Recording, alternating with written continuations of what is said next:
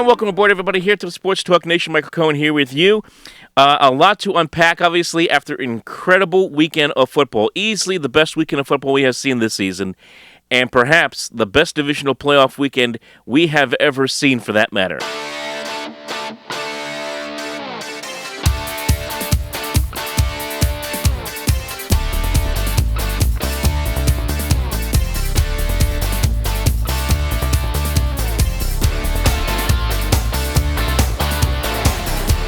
All the games are crazy. All the games going down to the last second. All the games decided by basically the last possession. And, of course, the keynote being the Chiefs-Bills game, which was as epic as you can get. And I'll be honest with you.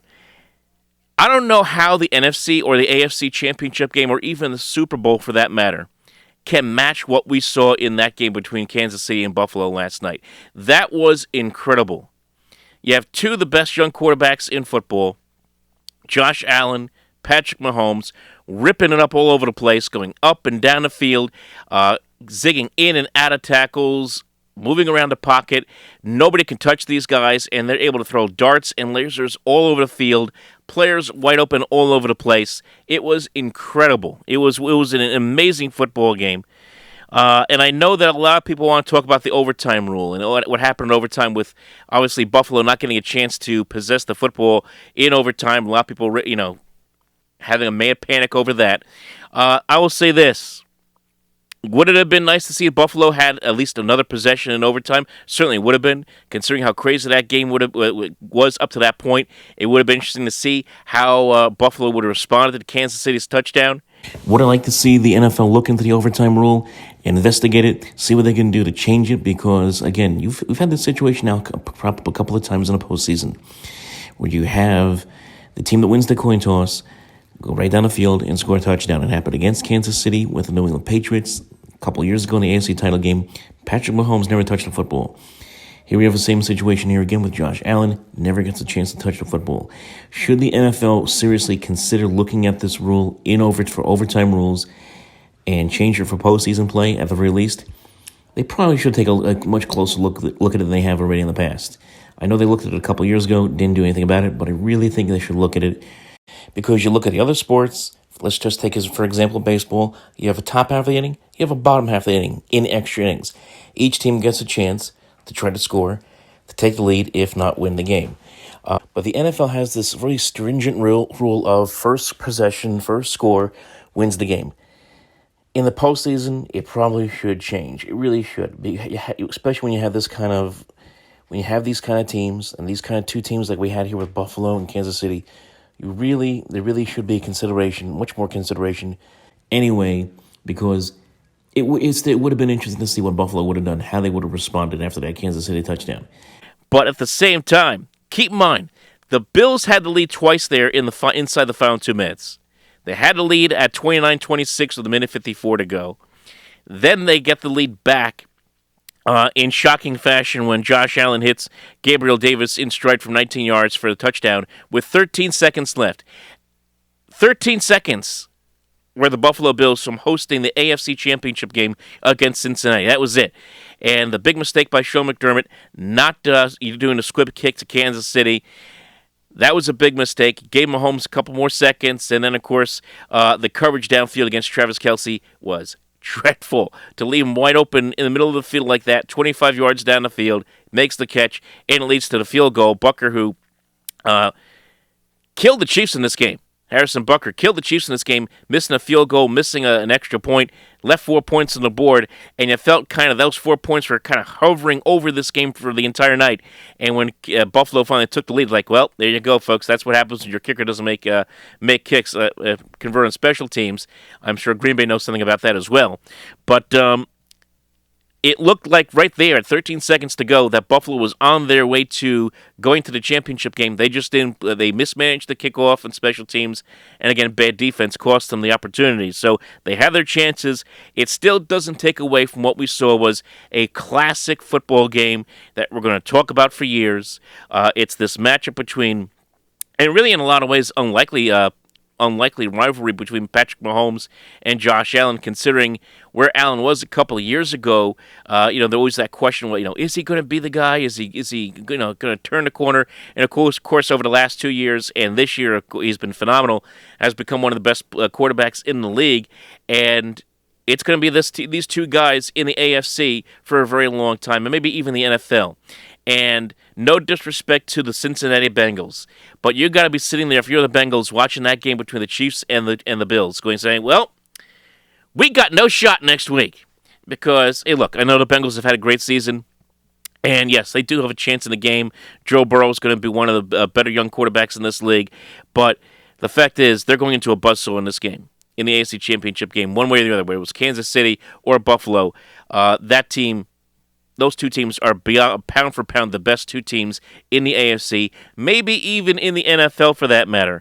And that's really what you have to take from this, because I think in a lot of ways, and this is kind of a nice transition into some of the other games that we had going on, it's kind of like a changing of the guard in some ways. And I know Kansas City's been there for a couple years now.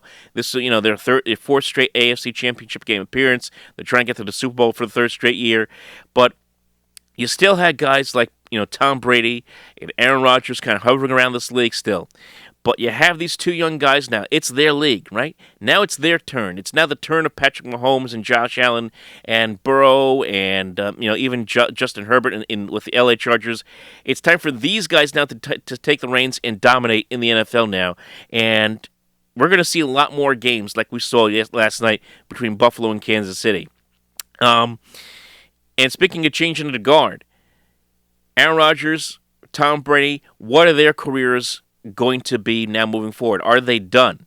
And, of course, Aaron Rodgers' career has been a topic of discussion for well over a year now. The issues he's had with the Green Bay front office, the rumors that he wanted to get traded beginning of the year this year to the Denver Broncos. That, of course, didn't happen. Then he said he was happy with being in Green Bay, said he was having the best year of his career, or one of the more enjoyable years of his career. And then, of course, it comes down to this, where the Packers are basically a no-show offensively against the San Francisco 49ers at home. The special teams, of course, killed Green Bay with the block punt, the missed field goal by Mason Crosby, all kinds of mistakes, and the 49ers, who didn't play all that great offensively, only had 6 points offensively in the game, find a way to scratch out a victory against the Packers. And you have to wonder, what's next for Aaron Rodgers? Is he going to retire? Is he going to demand a trade regardless after what happened this year, or is he going to stay? I put up a poll on Twitter the other day, and the majority of the opinion is he is done with the Green Bay Packers. We'll see what happens moving forward, but we could see him either retire. I wouldn't be shocked if either he retires or goes somewhere else. I would be a little surprised if he goes back to Green Bay, considering everything that's going on over the last year with him. The other player, of course, that I mentioned alluded to a little while ago, of course, Tom Brady. The Buccaneers season's over. Classic game between the Rams and the Bucs. Cooper Kupp had the game of his life, 183 yards receiving. Really also a coming out party for Matthew Stafford, who now gets an opportunity over the last couple weeks in this postseason to show what kind of great quarterback he can be. You really didn't see much of that in Detroit. We knew he was a very good quarterback, put up a lot of gaudy numbers, of course, with all those years with Megatron and Calvin Johnson down there in Detroit. But now with the Los Angeles Rams, gets a chance to shine here in the postseason, and the Rams looked like they were just going to steamroll over the Buccaneers in that game on Sunday afternoon.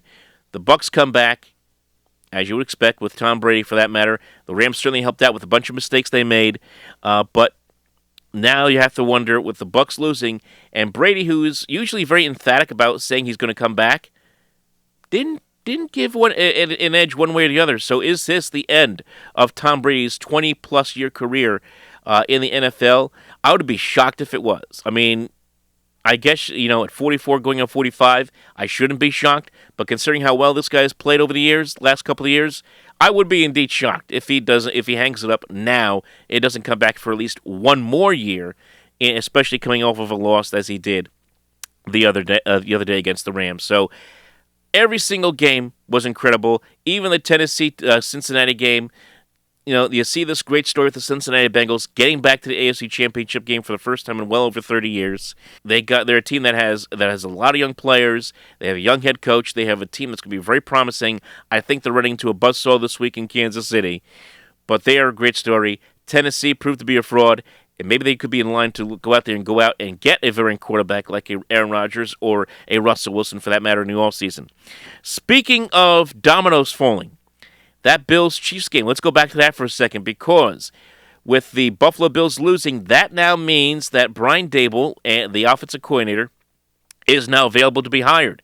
And the New York Giants are looking for a head coach. And, oh, by the way, the Giants have hired, as we know, heard on Friday, Joe Sheen to be the general manager of the Giants. He is a former assistant general manager of the Buffalo Bills. He is very familiar with Brian Daboll. And Daboll's going to go in for his second interview with the Giants on Tuesday. So when that happens, and you have a coach going in for a second interview, and it's going to be in person, there's a good chance that the Giants could be closing in on their guy. I know there's been a lot of speculation. Well, Brian Flores with the former Dolphins head coach. What about, they're going to interview Dan Quinn today, apparently. Leslie Frazier was a candidate as well, but it seems like it could be Daboll, who, again, credited a lot with turning around Josh Allen's career, making the Buffalo into a top 5 offense. They're fifth in the league in total offense this year. I think second or third in scoring offense this year. And as we saw in that, certainly the performance by the Buffalo Bills did not hurt his candidacy at all. The performance they put together in this postseason, they killed the Patriots 47 points last week and put up 36 points this week against Kansas City. So there's a chance Brian Daboll may be the next head coach of the Giants. And this is how the dominoes fall from classic games like we saw here the other day. We're going to be talking about that game for a long time and the repercussions of that game for years to come, folks. That is for sure. So you know what to do. Follow us on the social media at OpenMicNJ on Twitter, Facebook.com/OpenMicProgram. And remember, like and subscribe right here to the Sports Talk Nation. We'll talk to you next time.